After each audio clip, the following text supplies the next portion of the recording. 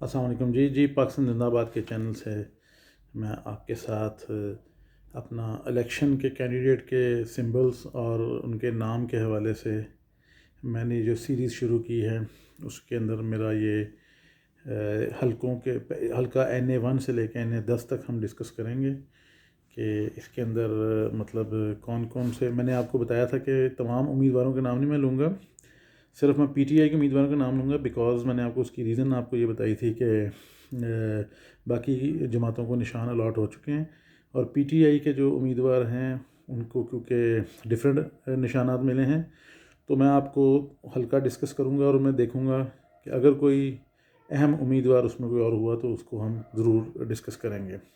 سب سے پہلے حلقہ ہے NA1. یہ بیسیکلی چترال کا حلقہ ہے. لاسٹ ٹائم تو یہاں سے جماعت اسلامی کے عبدالاکبر چترالی صاحب جیتے تھے، مولانا چترالی صاحب، لیکن جماعت اسلامی سے ان کا تعلق تھا. لیکن اس دفعہ چترالی صاحب الیکشن میں موجود ہیں. یہاں پر PTI نے جس کو ٹکٹ دی ہے وہ دی ہے عبداللطیف صاحب کو. عبداللطیف صاحب PTI کے پرانے ورکر ہیں، تو ان کو بوتل کا انتخابی نشان ملا ہے، بوتل کا. تو جو اس میں جو نشان ہے پہلا NA1 چترال 1، چترال کا ایک ہی حلقہ ہے NA1، تو وہاں سے بوتل کا انتخابی نشان ہے عبداللطیف صاحب کا. اب ہم ڈسکس کریں گے جو اگلا حلقہ، وہ یہ ہے NA2. یہ بیسیکلی سوات میں آتا ہے، سوات 1. تو سوات 1 بڑا امپورٹنٹ حلقہ ہے. تو یہاں پر جو PTI کے کینڈیڈیٹ ہیں وہ ڈاکٹر امجد صاحب ہیں، اور ڈاکٹر امجد صاحب جو ان سے ہیں یہ اچھے کینڈیڈیٹ ہیں. ان کا انتخابی نشان کیٹل ہے، کیتلی. تو کیٹل ان کا انتخابی نشان ہے. یہ جو میں آپ کو تحریک انصاف کے جن لوگوں کے نام آپ کو میں بتا رہا ہوں، یہ بالکل جس کو کہتے ہیں کہ فائنل لسٹ ہے تحریک انصاف. بانی PTI اور چیئرمین PTI جب گوہر خان صاحب نے اناؤنس کیا تھا، خیر اب تو گوہر خان صاحب PTI چیئرمین نہیں ہیں عدالتی فیصلے کے بعد، اور نہ ہی ان کو نشان ملا ہے. تو ڈاکٹر امجد صاحب کے ساتھ جو ٹف کمپٹیشن ہونے والا وہ پیپلز پارٹی کے ڈاکٹر حیدر صاحب ہیں، ان کے ساتھ ان کا مقابلہ سخت ہوگا. لیکن بہرحال اب دیکھتے ہیں. آگے حلقہ نمبر ہے NA3 سوات 2. یہاں پر سلیم الرحمان صاحب PTI کے پرانے MNA، وہ یہاں سے الیکشن لڑ رہے ہیں اور ان کو چمٹے کا انتخابی نشان ملا ہے. یہ تمام چیزیں نوٹ کر لیں، انتخابی نشان اور کینڈیڈیٹ کا نام. سلیم الرحمان صاحب چمٹا، NA3 سوات 2. ٹھیک ہو گیا. NA4 سوات 3. یہاں پر سہیل سلطان صاحب کو بکری کا انتخابی نشان ملا ہے، سہیل سلطان صاحب، تو یہ بھی اچھے کینڈیڈیٹ ہیں. اس کے بعد NA5 آ جاتا ہے اپر دیر. یہاں پہ صبغت اللہ صاحب کو بوتل کا انتخابی نشان ملا ہے، صبغت اللہ صاحب. تو یہاں پر ایک امپورٹنٹ کینڈیڈیٹ ہیں پیپلز پارٹی کے نجم الدین خان صاحب، جو کہ KP کے پیپلز پارٹی کے صدر بھی ہیں اور کافی پوٹینشیل کینڈیڈیٹ ہیں.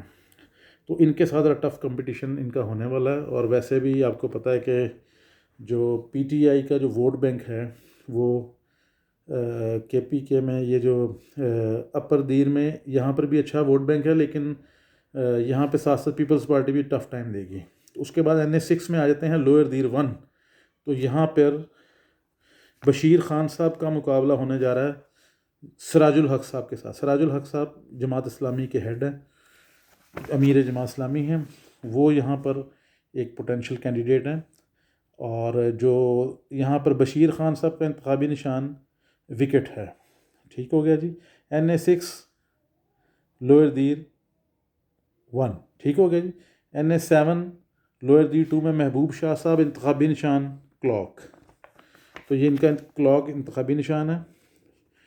تو اب جون سا ہے اگلا حلقہ جو ہم ڈسکس کریں گے وہ NA8 ہے، باجوڑ. یہاں پہ گل فراز خان پچھلے MNA ہیں PTI کے، ان کا مقابلہ جو ہے وہ پیپلز پارٹی کے اخنزادہ چٹان جو بڑے پوٹینشیل کینڈیڈیٹ ہیں ان کے ساتھ ہے. اور جو گل فراز خان صاحب ہیں ان کو شاور انتخابی نشان ملا ہے، شاور کا. ٹھیک ہو گیا جی. اس کے بعد NA9 مالاکنڈ پہ چلے جاتے ہیں. تو مالاکنڈ میں جنید خان صاحب بہت پوٹینشیل کینڈیڈیٹ ہیں. پچھلے الیکشن میں بلاول بھٹو زرداری صاحب کو انہوں نے شکست دی تھی، اور ان کو جو انتخابی نشان ملا وہ راکٹ کا ملا، اور ان کا یہ حلقہ کلیئر ہے. ان کو کوئی اتنا مشکل مسئلہ نہیں ہوگا ان کے لیے الیکشن کو ون کرنا۔ اس کے بعد NA 10 میں چلے جاتے ہیں بنیر، تو یہاں پر گوہر خان صاحب انتخابی نشان کیٹل، یہ بھی بہت ایزی حلقہ ہے PTI کے لیے۔ تو یہ ہمارے 10 حلقے کمپلیٹ ہو گئے ہیں، تو انشاءاللہ ہم اپنی سیریز میں آگے چلیں گے اور آپ کو تمام قومی اسمبلی کے حلقوں میں ڈفرینٹ پارٹس میں ہم آپ کو ان کے PTI کے کینڈیڈیٹ جو بالکل فائنل لسٹ ہے اور ان کے نشانوں کے حوالے سے وہ آپ سے ڈسکس کریں گے، تاکہ آپ کو کوئی غلط فہمی نہ رہے الیکشن ڈے والے دن۔ بہت شکریہ، اللہ حافظ۔